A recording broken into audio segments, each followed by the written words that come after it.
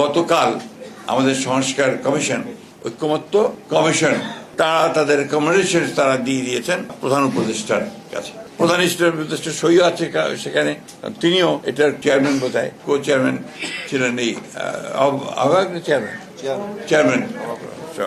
এখন অবাক বিস্ময়ে আমরা যেটা লক্ষ্য করেছি যে আমরা খুব একেবারে অত্যন্ত পরিষ্কার ভাবে আমরা কিন্তু যে বিষয়গুলোর সঙ্গে আমরা একমত ছিলাম না, আমরা সেখানে নোট অফ ডিসেন্ট দিয়েছিলাম। সেই নোট অফ ডিসেন্ট গুলো লিপিবদ্ধ করার একটা প্রতিশ্রুতি ছিল তাদের, কিন্তু অবাক বিষয় আমরা লক্ষ্য করলাম যে কালকে যখন তারা এটা প্রকাশ করলেন সেই বিষয়গুলো নেই। নোট অফ ডিসেন্ট গুলো পুরোপুরি উপেক্ষা করা হয়েছে, ইগনোর করা হয়েছে। এটা তো ঐক্যমত্য হতে পারে না। তার ঐক্যমত্য কমিশনটা করা হয়েছিল কেন? এই ঐক্যমত্য কমিশন, এটা আমি বলবো যে জনগণের সঙ্গে এটা একটা প্রতারণা, রাজনৈতিক দলগুলোর সঙ্গে এটা প্রতারণা, এবং এটা অবিলম্বে এই বিষয়গুলো যদি আপনারা ব্যাখ্যা বলেছেন সাকি সাহেব, আমি বলি যে এগুলো আপনার সংশোধন করা প্রয়োজন বলে আমি মনে করি।